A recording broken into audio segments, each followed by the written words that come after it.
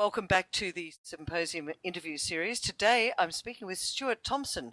Stewart's the president of Graceland Investment Management, a gold fund manager. But he also writes a daily financial newsletter which is read by people right throughout the world, and it's the home of the Pyramid Generator, which we're going to talk about a little bit later. Welcome to the program, Stewart. Hi, how are you doing? Yeah, not too bad. From down here in Australia to up to you up there in the Northern Hemisphere. I want to get straight into your discussions about gold. And recently you talked about the year of transition that we're going through from a Western financial crisis to potentially a gold jewelry super bull era. Can you explain to our listeners a bit more about what you mean by that transition? And just talk generally about what your thoughts are on sort of the gold revaluation. Okay, I think, there's gold can be broken into, there's any asset. What drives it is supply and demand. And gold, I refer to it as the ultimate asset.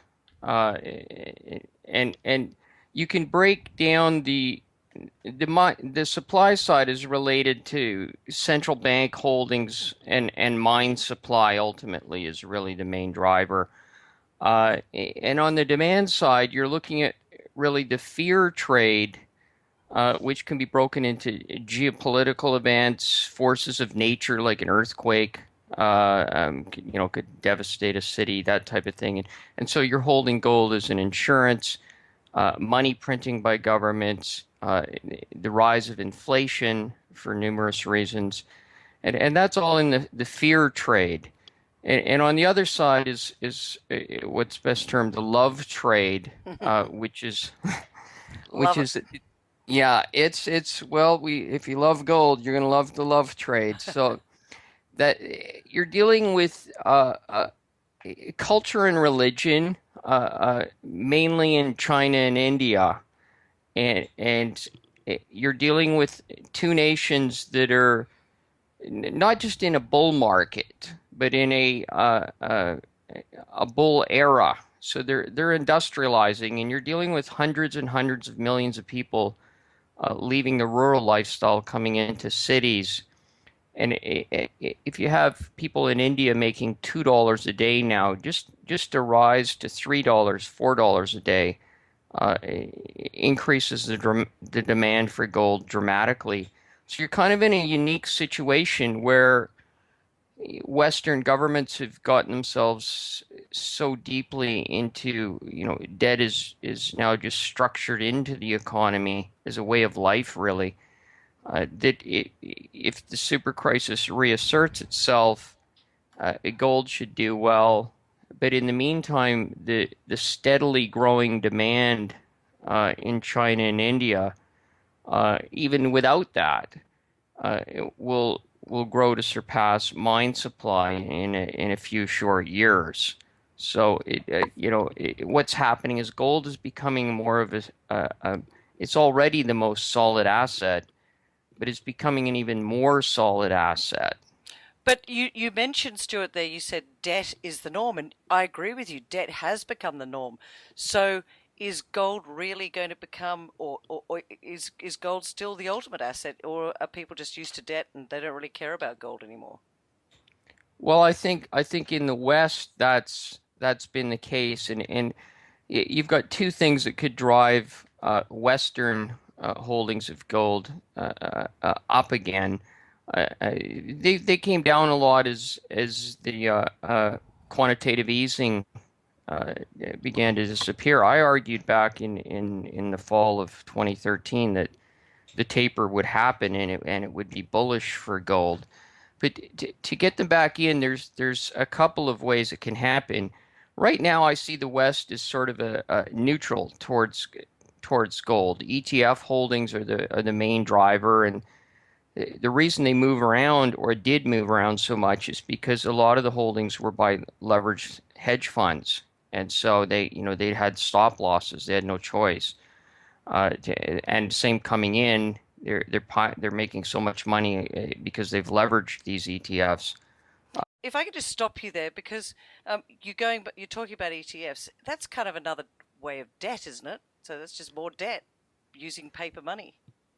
Well, I think there's an argument that can be made, and a lot of analysts and investors sort of, distinguish between paper gold and physical gold. I don't see that's a fairly complicated topic. I don't really see it exactly quite that way, that there's sort of a, a movement to physical gold that could happen that would overwhelm the paper markets. I think Right. ultimately the the price is determined by the overall supply and demand. But if you look at some of the bank economists, Goldman Sachs, Morgan Stanley, are talking about an extension of the business cycle. Now, the Fed has established sort of an 8-year business cycle dominated by the United States, and it last peaked out in 2007. So you're looking at 2015 potentially when the business cycle would peak out again. And so a lot of sort of gold enthusiasts are hoping that, as the cycle turns down, governments are forced to print money again and maybe even return to quantitative easing, and gold goes up for that reason. I, I tend to kind of side with the bank economists that you're going to see an extension of the business cycle. And what's happened is this quantitative easing has created this huge wad of money inside the commercial banks. And so I think they're starting to lend that out now. And over the next year or two, you're going to see that accelerate. And so rather than a collapse in the business cycle, I think you're going to see it extended. But more than GDP growth, you're going to start to see inflation coming sooner than later, and stronger than I think some of the bank economists are anticipating. Well, they've been talking about inflation for a while now, haven't they, Stuart? And quite frankly, it hasn't reared its ugly head. Do you see it rearing its ugly head in the near future, or is that sort of a long, slow burn to inflationary I reactions? I think that this I think people are a little too complacent that it hasn't been here, so it's not going to be here. Uh, and at the same time, I think you're just getting into the later stages of the business cycle now. I don't think it's going to extend quite as long as the bank economists think. But I don't see you're getting sort of the big blast parabola coming from inflation in say the next 12 months. Well, we're talking about debt. We're talking about the debt, lots of debt out there in the Western democracies. Um, do you think it's going to be all inflated away, as appears some commentators are talking about, or is it going to be a slow burn over many years, or are we going to get a big shock? I don't think the debt. I think it's not going to go away. You're just going to keep the Western governments aren't going to get out of debt. So basically, yes, inflation sort of just you end up in sort of a stagflation state. I think you're dealing with a situation now that's going to go on for decades, where the West just see the West is just an aging population. Yeah. In India, you've got hundreds of millions of people under the age of 40. It's a young population. So you're dealing with, 1.2 billion people in India that are young and hungry. In America, you're dealing with an aging population that are, soaked in debt, and certainly gold is not in the culture. So I think as you look out 3, 4 years from now, uh, the the price of gold, I believe the price discovery for gold will move to Dubai, not to Shanghai and not to Mumbai, but to Dubai, which is really what I call offshore India. And you'll be in a situation where the Western debt becomes more of sort of a kicker. It's like having dessert to your gold price. Speaking of dessert, you refer to silver bullion as Queen Gold's little brother. Now, there are people out there that love silver and others that love gold. Where do you see silver sitting? It's been taking a bit of a slide recently, hasn't it? Well, I think silver again I think it's important that investors view I mean, it's a free world, everyone can do what they want, but I think really with gold and silver, you want to really view them as assets more than as trading vehicles designed to get more dollars, by trading them back and forth. And I think silver, yeah, it's like gold's little brother. It's basically you don't have quite the situation versus of supply versus demand that you have with gold, and it's going to do better than gold at certain points, but gold doesn't track silver. Silver tracks gold. Okay. So it, if you believe gold is going to do very well over the next number of years, there's going to be points where silver really outperforms. And you can what I like to do is when it's outperforming, I'll take a little bit of silver off the table and put it in gold, and vice versa. When it's not doing as well, I'll put a bit more. But generally, silver is my second So largest holding. so you do trade. You do take some off the table and switch back and forth. So because before you said, you shouldn't trade it. It's more of an asset. Well, trading is a little bit different. Trading tends to be involves stop losses. I don't use stop losses, so it's more of a gentler approach.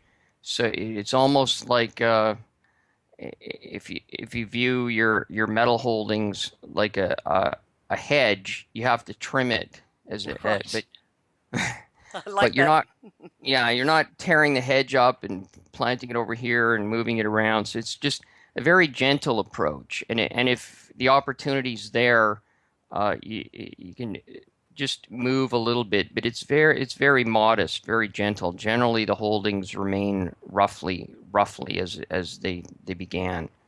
I had someone, Stuart, ask me the other day a question, and I promised I'd ask it to you. They said to me that Stewart Thomson stands out as someone who understands gold and trading very well, but who is not very sympathetic to traditional gold bugs. They asked me to ask you, are gold bugs stuck fighting yesterday's war, and where is it? Where did they go wrong? Well, this is essentially, it sort of defines what I do in my morning letter and who I am really. And I think ultimately, even though I view gold as the ultimate asset and silver right behind it, uh, y the investor is ultimately, how they do out there and how they feel on a daily basis is is is ultimately, it comes from inside. And so there's events and things that happen during the trading day where gold is either up or down, and so you're feeling either greedy or afraid. And it's really being able to I always use the saying invest or trade smaller than you know is rational. Right. So you've if you've put vastly too much of your net worth into gold based on, solely on the fear trade, maybe at higher prices, and you're not really committed to the asset if you can't buy it at lower prices. So the traditional gold bug maybe claims to be absolutely committed to gold, but how committed are you if you can't buy gold at, 1228 after it falls there from 1900? While Asians, families are just kind of calmly going down to the jewelry store, and they're not rushing to get the bargains before it goes to the moon. It's part of your culture. There's a Yeah. wedding, so you buy gold. And I think the gold bug has to kind of look inside and face that. So, Stuart, two final questions. I'd like you to tell us about how your PGen trading system works and if it could be used by everyday investors. And also, while you're on the line, what are people going to hear? You're coming down to Sydney for the Gold Investment Symposium next month. Give them a little teaser. What are they going to hear from you when you come out here to Australia?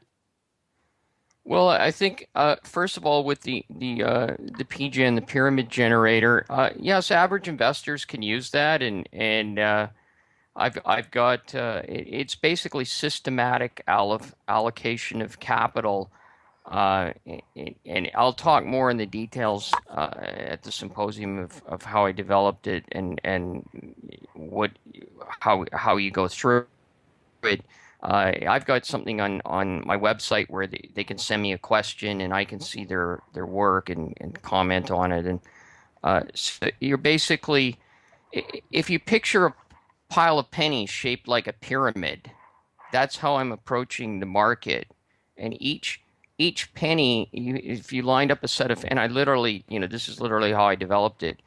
And so each penny is allocated in a price zone. So it's generally based around big support areas where I would come in with a pyramid of capital. And it's a lot how the algo traders at the banks operate as price arrives although because they can print money, uh, um, they've got an unlimited number of pennies to allocate. So uh, and they can go to the government You if can have a things bigger go pyramid. wrong. Yes, yeah, theirs is a little bigger. So to put it mildly. And they don't have that level of fear or greed that a regular investor has to deal with. And that's a lot of what I do is walking them through that fear and greed as you're in an area where you want to be systematically applying or taking a bit of that capital off. Uh, and so as far as what I'll be talking about at the symposium, basically, uh, repetition of basic tasks. So is really what wealth building is all about. And so I'll be going into more detail about the love trade factors in India that are going on there now and trends that'll develop. Uh, Bullish and any dangers for gold is like what the availability of water. The same thing in China. And then on the fear trade, again, going into more detail about where we are in the business cycle and how that could play out either way, and why either scenario is bullish for gold. So look forward to being there. Well, we're looking forward to hearing from you. We're very much looking forward to the love trade and the fear trade. And for those that want to hear a little bit more about what Stuart's up to before he gets here, you can go to www.gracelandupdates.com. Stuart, we're looking forward to seeing you, and thanks for talking with us today. Thank you.